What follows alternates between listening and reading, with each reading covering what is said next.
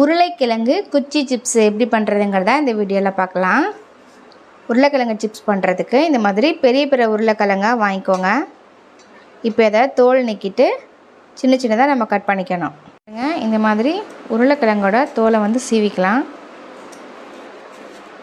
உருளைக்கிழங்கு சிப்ஸ் பண்ணுறதுக்கு நான் 1 கிலோ உருளைக்கிழங்கு எடுத்திருக்கேன். இப்போ அதை தோல் நீக்கி எடுத்தாச்சு. உங்கள்கிட்ட கட்டரை இருந்துச்சு அப்படின்னா நீங்கள் கட்டரை யூஸ் பண்ணி ஃபஸ்ட்டு ஸ்லைஸ் போட்டு அதுக்கப்புறமா நம்ம கட் பண்ணிக்கலாம். நான் குச்சி சிப்ஸ் தான் பண்ண போகிறேன். என்கிட்ட கட்டரை எதுவுமே இல்லை. ஃபஸ்ட்டு இதை சின்ன சின்ன ஸ்லைஸை போட்டு அதுக்கப்புறமா கட் பண்ணிக்கலாம். கொஞ்சம் தடிமனாக கொஞ்சம் சின்ன சின்னதாக கட் பண்ணிக்கோங்க. நான் கத்தி யூஸ் பண்ணி ஃபஸ்ட்டு இந்த மாதிரி ஸ்லைஸை கட் பண்ணிக்கிட்டேன். இந்தளவு நல்லா திக்னஸ் இருக்கணும். குச்சி சிப்ஸ் அப்படிங்கிறனால இந்தளவு திக்னஸ் உங்களுக்கு கரெக்டாக இருக்கும். இப்போ இதை நம்ம சின்ன சின்ன பீஸாக போட்டுக்கலாம். அதாவது இந்த மாதிரி கீரல் மட்டும் போட்டுக்கோங்க. இந்த மாதிரி கட் பண்ணிக்கோங்க, வந்துடும். பாருங்கள், இந்த மாதிரி கட் பண்ணிக்கணும். கட் பண்ணது எல்லாத்தையுமே இங்கே ஒரு பேனில் தண்ணி ஊற்றி இதில் ஆட் பண்ணிக்கோங்க. இதே மாதிரியே எல்லா உருளைக்கிழங்கையும் பீஸ் போட்டுடலாம். எல்லா உருளைக்கிழங்கையும் இந்த மாதிரி கட் பண்ணியாச்சு. இப்போ இது ஒரு 10 நிமிஷம் போல் தண்ணியில் அப்படியே ஊற வச்சுக்கலாம். அதுக்கப்புறமா அது ஒரு 2-3 டைம் நல்லா வாஷ் பண்ணணும். பாருங்கள், உருளைக்கிழங்க தண்ணியில் ஒரு 10 நிமிஷம் நல்லா ஊற வச்சாச்சு. ஏன்னா அந்த உருளைக்கிழங்குல ஒயிட் கலராக இருக்கும், இந்த ஸ்டாச்சுன்னு சொல்லுவாங்க. ஸோ அதெல்லாம் போகணும் அப்படிங்கிறதுக்காக ஒரு 10 மினிட்ஸ் தண்ணியில் நம்ம ஊற வச்சுருக்கோம். இப்போ இது ஒரு 2-3 டைம் நல்லா வாஷ் பண்ணிக்கணும். தண்ணியோட கலர் நல்லா ஒயிட் கலரில் தெரிகிற அளவுக்கு நல்லா வாஷ் பண்ணிக்கணும்.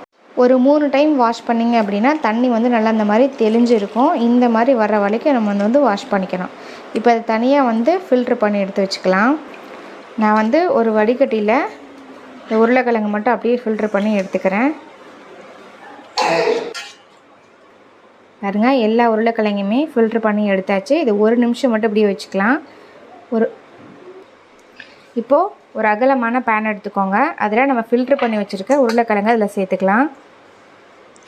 உருளைக்கிழங்கை பொரிக்கிறதுக்கு முன்னாடி இதில் சில மசாலாஸ்லாம் ஆட் பண்ண போகிறோம். இந்த உருளைக்கிழங்கு தண்ணி இல்லாமல் இருக்கணும் அப்படின்லாம் எதுவுமே இல்லை. நீங்கள் 1 நிமிஷம் ஃபில்ட்ரு பண்ணி வச்சிங்கனாலே போதும். இப்போ இதில் ஃபஸ்ட்டு கொஞ்சமாக உப்பு ஆட் பண்ணிக்கலாம். கொஞ்சமாக மஞ்சத்தூள், உங்கள் காரத்துக்கு தகுந்த மாதிரி வரமிளகாய் தூள். நான் ஒரு ஸ்பூன் அளவு வரமிளகாய் தூள் ஆட் பண்ணுறேன். கரம் மசாலா இது ஒரு 1/2 ஸ்பூன் ஆட் பண்ணிக்கலாம். ஒரு 1/2 ஸ்பூன் அளவு மல்லித்தூள் ஆட் பண்ணிக்கலாம். நான் இதில் சிக்கன் மசாலா ஆட் பண்ண போகிறேன். இது ஆப்ஷனல் தான். இதை ஆட் பண்ணும்போது இந்த சில்லி இந்த உருளைக்கிழங்கு சில்லி நல்லா டேஸ்டியாக இருக்கும். அதுக்காக தான்.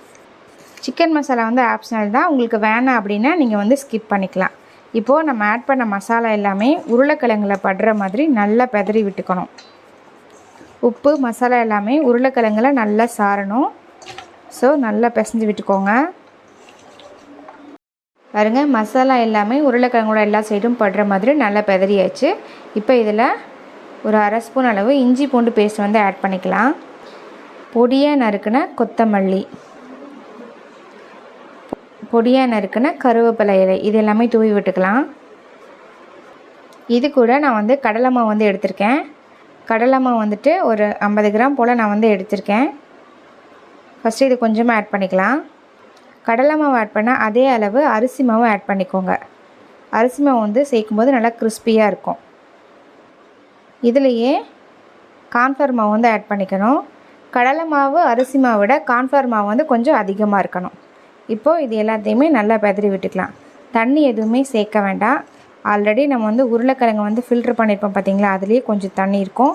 ஸோ அதுவே சரியாக இருக்கும். அதனால் தண்ணி எதுவுமே ஆட் பண்ணாமல் நல்லா பெதறி விட்டுக்கோங்க.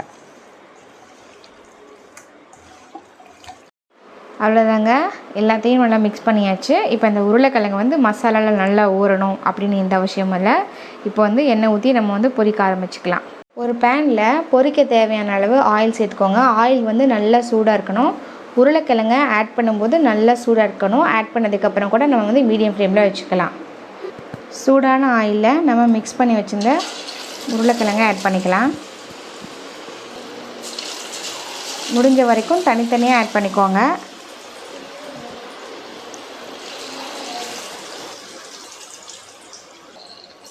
உருளைக்கிழங்க 2 சைடும் திருப்பி போட்டு பொரிச்சுக்கலாம். ஆயிலோட சலசலப்பு அடங்கினதுக்கப்புறம் நம்ம ஃபில்ட்ரு பண்ணி எடுத்துக்கலாம்.